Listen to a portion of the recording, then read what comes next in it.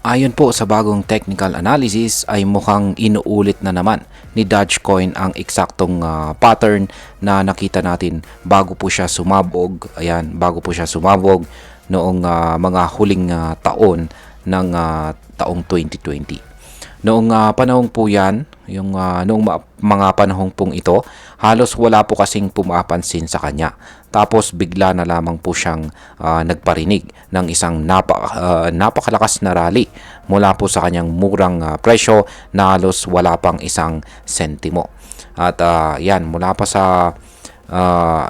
sa napakababang presyo ay sumabog po siya papunta sa presyong halos 0.70 or 70 cents. Pero ito po ang mas nakakagulat. Ayon po sa pinakahuling data, posible raw na umabot si Dogecoin sa presyong $4.5 o baka higit pa. Ngayon ay paano po mangyayari ito? Totoo ba talaga ito?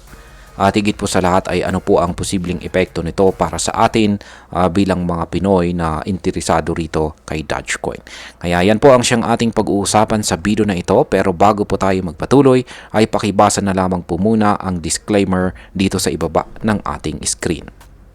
Ayan, technical analysis po tayo. Ayan, in short ay technical analysis po ang pag-uusapan natin dito kay Dogecoin. Kaya unahin po natin sa ADX na isang indicator tool. Ayan, ang ADX or Average Directional Index. Ayan.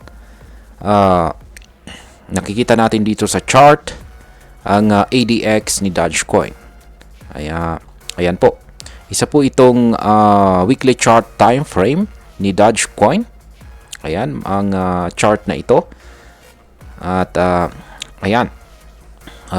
Ang indicator na ito, ayan, ang ADX or Average Directional Index ay ginagamit ng mga technical analysts para sukatin kung gaano po kalakas ang isang trend.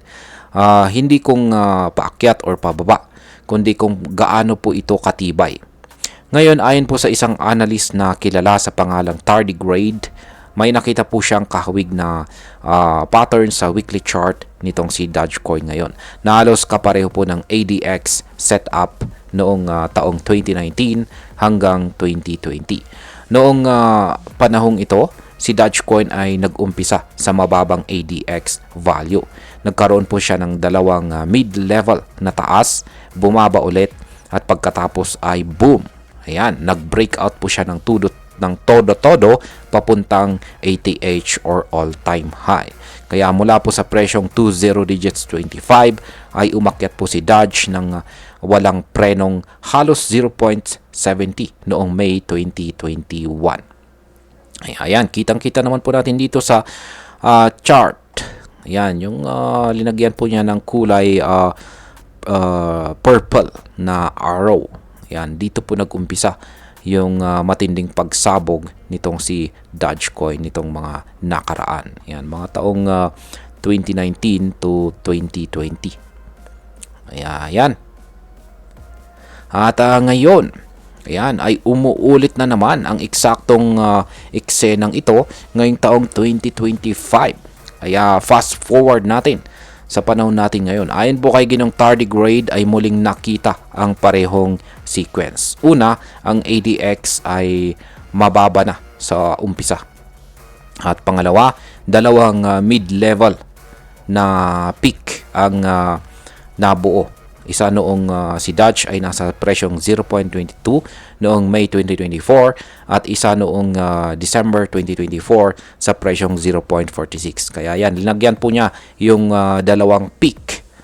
Yan ng kulay green na downward arrowheads. Pangatlo, ang ADX naman ay bumaba po muli. At ngayon, ayan na naman, tumataas na naman ang ADX at may blue circle dito po sa chart na nakikita natin na parang nagsasabi na, uy, baka breakout na ulit ito. Kaya, yan. Kung ulitin po ang kasaysayan, ay possible raw na ang target ng presyo ay aabot po sa $4.50 or baka higit pa. Kung isipin natin at mangyayari man ito, lalampas po ng mahigit 2,400% ang itataas ni Dogecoin mula sa kanyang kasalukuyang presyo ngayon na nasa 0.17 lamang or 17 cents. Pero teka, nasa bear market pa rin ba itong si Dogecoin? Dito po papasok ang isa pang analyst mula naman kay dito po papasok ang isa pang analysis mula naman kay Ginoong Kevin. Isa rin po siyang kilalang analyst. At sabi niya, hindi pa raw talaga tayo officially nasa bull run kung titignan natin ang MVRV score nitong si Dogecoin. Yan, para sa mga hindi po pamilyar, ang MVRV or market value to realized value ay isa pong on-chain metric na sinusukat kung gaano po kataas ang halaga ng isang asset kumpara sa average price ng pagbili ng mga holders. Kung mataas po ang MVRV, karaniwan itong indikasyon ng overvalued market at potential top. Pero kung mababa pa ito, pwedeng may room to grow pa ang asset. Ngayon si Doge ay nasa MVRV score lamang na 3.5. Para sa comparison, noong bull run ng 2017, si Dogecoin ay nasa MVRV na 11. At noong bull run na taong 2021, nasa MVRV po siya na 16. So kung pagbabasihan natin ito, mukhang wala pa tayo sa full bull mode. Ayan, wala po tayo sa full bull mode. Ngayon ay ano naman po ang posibleng dahilan kung bakit hindi pa umaarangkada ng todo ang altcoins tulad ni Dogecoin. Ayon po ulit kay Ginoong Kevin, marami pong macroeconomic na factors ang pumipigil ngayon sa galaw ng altcoins tulad ni Dogecoin. At kasama na po rito ang patuloy na restrictive money policy ng mga central banks, adjustments matapos po ang pandemya at ang matinding pressure sa liquidity ng global markets. Dahil dito ay mas mabagal po talaga ang paggalaw ng altcoin market kumpara sa nakaraang mga cycle. Pero sinabi rin ni Ginoong Kevin na eventually magbabago rin ang lahat ng ito. Sa tamang timing at saka pasensya, pwede raw na bumalik ang momentum sa mga altcoins kasama na syempre si Dogecoin. Ngayon ay dapat na ba tayong mag-invest kay Dogecoin ngayon? Ayan, ito po yung madalas na katanungan ng karamihan ngayon. At ayon po ulit kay Ginoong Kevin, kung bibili man, bilhin ang mga altcoins habang mura pa at wag na wag magmahal sa asset. Ibig sabihin ay wag pong masyadong maging emotional sa mga hawak nating crypto. Maganda po ang tiwala pero mas maganda ang strategy. Wala pong kasiguraduhan sa crypto kahit may ADX pattern na nagmukhang hawig noong taong 2020, hindi po ito garantiyang uulit talaga ang history. Pero kung nangyari man, kung sakaling si Dogecoin ay umabot nga ng $4.50, abay napakalaking kita niyan. At ngayon ay pag-usapan na po natin ang posibleng epekto nito para sa atin bilang mga Pinoy crypto traders at investors na interesado rito kay Dogecoin.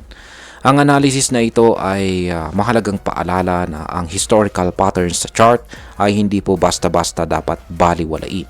Kung mapagmasid po tayo at marunong po tayong magbasa ng market signals tulad po ng ADX at saka MVRV, may tsansa po tayong makasabay sa susunod na rally bago pa ito pumutok. Hindi ibig sabihin na dapat po tayong mag-all-in. Pero dapat po natin gamitin ang analysis bilang guide sa pagbuo ng diskarte. Tandaan, ang market ay hindi po palaging predictable. Pero ang prepared trader ay may mas malaking chance ng tagumpay. Bilang panghuli, ang masasabi ko naman tungkol dito ay para sa akin, napaka-interesting ng setup na ito. Hindi araw-araw ay nakakakita tayo ng almost identical pattern mula sa nakaraan. At kung susundan natin ang logic ng ADX at ang price movement ni Dogecoin noon, may posibilidad po talaga na pwede itong mag-breakout ng matindi. Pero lagi kong sinasabi, huwag po puro hype, dapat may analysis din. Kung magpapasya po tayong pumasok kay Dogecoin ngayon, siguraduhin po nating meron tayong exit plan, stop loss at hindi lang dahil baka tumaas. At higit po sa lahat ay wag po puro meme. Ang Dogecoin ay nagsimula bilang joke pero wag nating gawing joke ang ating kapital. At ayan, hanggang dito na lamang po tayo sa video na ito mga ka-crypto. Marami pong salamat sa panonood. Ingat po tayo lagi at God bless po sa ating lahat.